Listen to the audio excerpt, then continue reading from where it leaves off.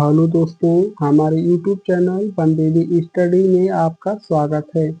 तो आज हम आपके लिए दोस्तों असम राइफल टेक्निकल एंट्रेंसमेंट से संबंधित टोटल 25 प्रश्नों को लेकर आया हूँ, जो एमसीक्यू फॉर्मेट में रहने वाले हैं और हिंदी भाषा में रहने वाले हैं। ठीक है, और यह 100% पीवाईक्यू प्रश्नों पर आधारित है और 100% आपके परीक्षा में छपने वाले प्रश्न साबित होंगे। तो दोस्तों, आप लोग अगर असम राइफल की दौड़ और इंटरव्यू वाइवा टेक्निकल एंट्रेंसमेंट की अगर पास कर चुके हैं तो आप लोग हमारे यूट्यूब चैनल को सब्सक्राइब कर लीजिए। सब्सक्राइब इसलिए करना है क्योंकि हमारे यूट्यूब चैनल जो बंदेरी स्टडी के नाम से है, इस पर आप लोग को सही सही और सटीक जानकारी मिलती है। तो दोस्तों, आप लोग को बिल्कुल भी घबराना नहीं है। हमारे चैनल को बिना किसी से पूछे जांचे सही जानकारी के लिए हमारे चैनल को आप लोग सब्सक्राइब कर लीजिए। और एक और ज़रूरी बात है कि आप लोग हमारे इस प्रैक्टिस सेट में लास्ट तक ज़रूर बने रहिए। तो देख सकते हैं आप लोग कितने अच्छे प्रश्न है।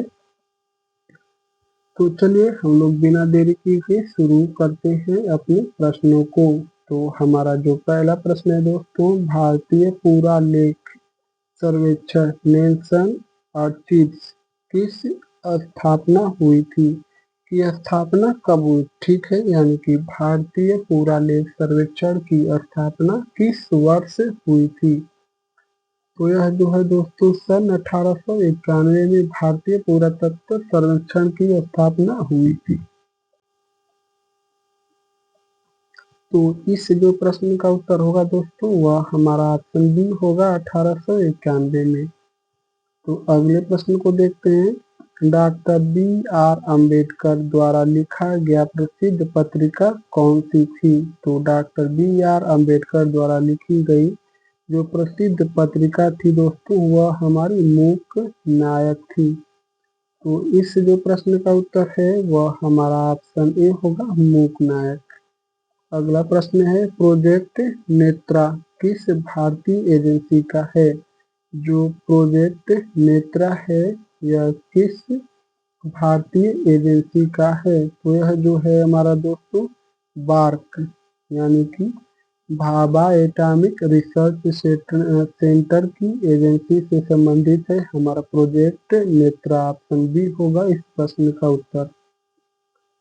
सॉरी दोस्तों, यह जो प्रोजेक्ट नेत्रा है यह हमारा बार्क से नहीं संबंधित है, यानी कि भाभा एटॉमिक रिसर्च सेंटर से नहीं संबंधित है। यह तो हमारा इसरो से संबंधित है। तो इंडियन स्पेस रिसर्च ऑर्गेनाइजेशन से संबंधित है। तो इस प्रश्न का उत्तर दोस्तों हमारा ऑप्शन बी नहीं होगा, ऑप्शन सी होगा, इसरो। तो चलिए आगे बढ़ते हैं। भारत का पहला पेपरलेस यूनियन बजट किस वर्ष पेश किया गया था? तो भारत का पहला पेपरलेस यूनियन बजट सन 2021 में पेश किया गया था। तो इस जो प्रश्न का उत्तर है दोस्तों हमारा ऑप्शन सी होगा। अगला प्रश्न है, दांडी मार्च की दूरी लगभग कितनी थी? तो यह जो दांडी मार्च है सन 1930 में महात्मा गांधी जी के द्वारा शुरू किया गया था। तो इसकी जो दूरी है दोस्तों लगभग 240 मील थी, यानी कि यह किस ऑप्शन में है? ऑप्शन बी होगा इस प्रश्न का उत्तर, 240 मील। अगला प्रश्न है, ICMR का मुख्यालय कहाँ स्थित है? यह जो है दोस्तों हमारा ICMR का जो मुख्यालय है यह भारत की राजधानी नई दिल्ली में स्थित है। तो इस जो प्रश्न का उत्तर है हमारा ऑप्शन डी होगा, नई दिल्ली। अगला प्रश्न है, भारत का पहला राष्ट्रीय समुद्री संग्रहालय कहाँ बन रहा है? तो भारत का पहला समुद्री राष्ट्रीय जो संग्रहालय है यह लोथल गुजरात में बन रहा है। तो यह किस ऑप्शन में है? तो ऑप्शन बी होगा इस प्रश्न का उत्तर, लोथल गुजरात। अगला प्रश्न है, भारत के पहले डिजिटल जनजातीय सॉरी दोस्तों, भारत के पहले डिजिटल जनजातीय विद्यालय का उद्घाटन किसने किया है? तो पहला डिजिटल जनजातीय जो विद्यालय है दोस्तों, इसकी जो उद्घाटन है जनजातीय कार्य मंत्री ने किया है, यानी कि ऑप्शन सी होगा इस प्रश्न का उत्तर। अगला प्रश्न है S-400 ट्रायम्फ प्रणाली भारत ने किस देश से खरीदी है? जो हमारा S-400 ट्रायम्फ प्रणाली है यह भारत ने रूस से खरीदा है, यानी कि ऑप्शन डी होगा इस प्रश्न का उत्तर, रूस। अगला प्रश्न है वन डिस्ट्रिक्ट वन प्रोडक्ट किस योजना राज्य से शुरू हुई थी? तो वन डिस्ट्रिक्ट वन प्रोडक्ट यह हमारे उत्तर प्रदेश से शुरू हुई थी, यानी कि इस जो प्रश्न का उत्तर है वह हमारा ऑप्शन बी होगा। अगला प्रश्न है नाटो की स्थापना किस वर्ष हुई थी? यानी कि यह जो नाटो है इसकी स्थापना किस वर्ष हुई थी दोस्तों? तो इसकी स्थापना सन 1949 में हुई थी। नाटो की स्थापना सन 1949 में हुई थी। नाटो की स्थापना सन 1949 में हुई थी। अगला प्रश्न है नागा विद्रोह का नेतृत्व किसने किया था? तो नागा विद्रोह का नेतृत्व जो है वह किसने किया था दोस्तों? वह थे हमारे A.Z. फिजो ने किया था। तो नागा विद्रोह का नेतृत्व A.Z. फिजो ने किया था, यानी कि इस प्रश्न का उत्तर हमारा ऑप्शन ए होगा। अगला प्रश्न है भारतीय संविधान की 10वीं अनुसूची किस विषय से संबंधित है? तो भारतीय संविधान की जो 10वीं अनुसूची है दोस्तों वह हमारी दल बदल से संबंधित है, यानी कि ऑप्शन डी होगा इस प्रश्न का उत्तर, दल बदल विरोधी कानून से भारतीय संविधान की 10वीं अनुसूची संबंधित है। अगला प्रश्न है भारत का पहला राष्ट्रीय राजमार्ग कौन सा था? तो भारत का जो पहला राष्ट्रीय राजमार्ग था वह हमारा जीटी रोड, यानी कि ग्रांड ट्रंक रोड, यानी कि ऑप्शन सी होगा इस प्रश्न का उत्तर, ग्रांड ट्रंक रोड।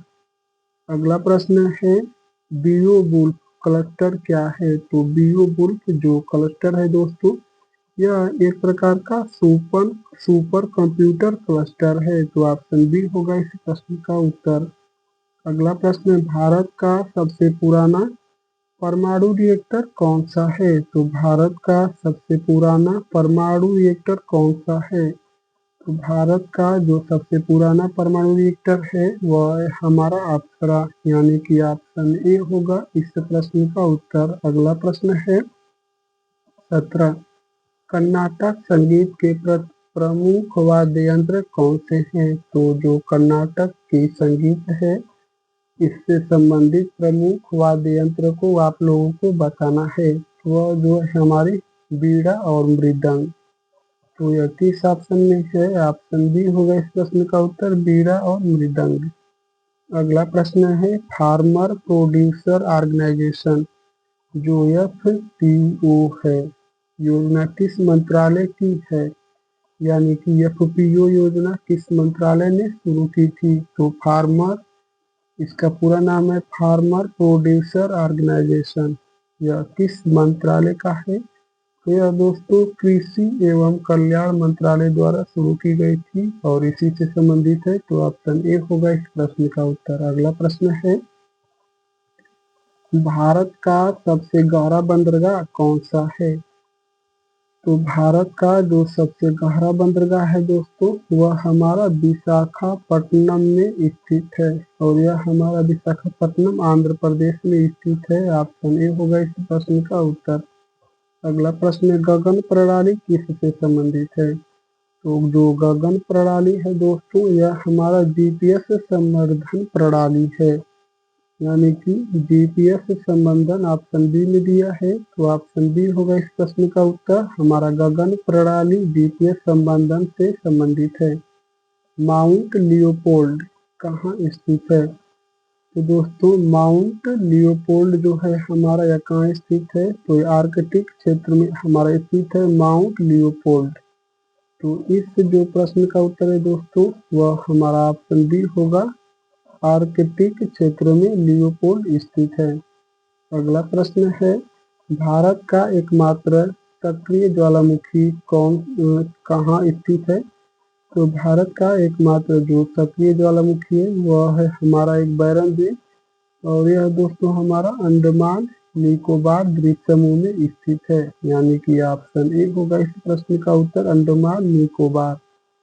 अगला प्रश्न है भारत का पहला निजी रॉकेट विक्रम एस किसने लॉन्च किया था? भारत का पहला प्राइवेट या निजी रॉकेट विक्रम एस किसने लॉन्च किया था? तो यह जो है दोस्तों स्काई रूट एरोस्पेस ने लॉन्च किया था।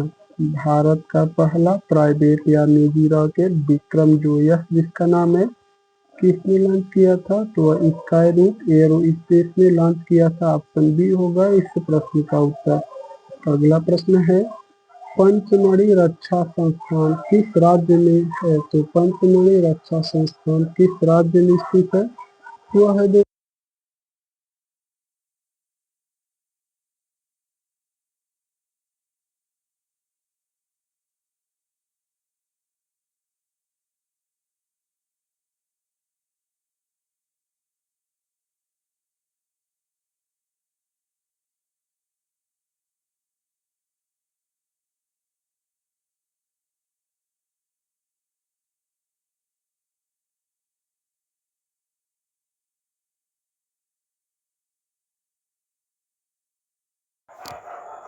तो अगर दोस्तों आप लोग अगर हमारे YouTube चैनल जो बनदेवी स्टडी के नाम से है, अगर इस पर पहली बार आए हैं तो हमारे चैनल को सब्सक्राइब कर लीजिए। सब्सक्राइब करने के बाद इस वीडियो को ज़रूर से लाइक कर दीजिए अगर आप लोग को अच्छी लगी है तो। और यह जो है जो मैं 25 प्रश्नों को लेकर आया था, इन 25 प्रश्नों में से आपको कितने प्रश्नों का जवाब सही सही पता था? तो आप लोग ज़रूर से अभी कमेंट करके बताइए अपने सही सही प्रश्नों को। और और दोस्तों एक ज़रूरी बात, आप लोग अपनी समस्याओं को हमारे कमेंट बॉक्स में ज़रूर से छोड़ दीजिए। और दोस्तों मैं आप लोग के लिए एक दूसरी जानकारी दे रहा हूँ। तो सॉरी दोस्तों, इसमें मुझे लग रहा है अभी कुछ शक है कि इसमें जो मेरी आवाज़ है वह कुछ प्रश्नों के बाद साफ साफ नहीं आ रही है, ठीक है? तो साफ साफ नहीं आ रही है तो इससे आप लोग को बिल्कुल भी घबराना नहीं है। बिना आवाज़ के भी आप लोग मतलब 2-4 क्वेश्चन तक ही दिक्कत है, 5-6 प्रश्न जो भी मतलब लास्ट में दिक्कत होगी, ठीक है? शुरू में आप लोग को सही आवाज़ देखने को मिली है दोस्तों, मिली होगी नहीं, मिली है।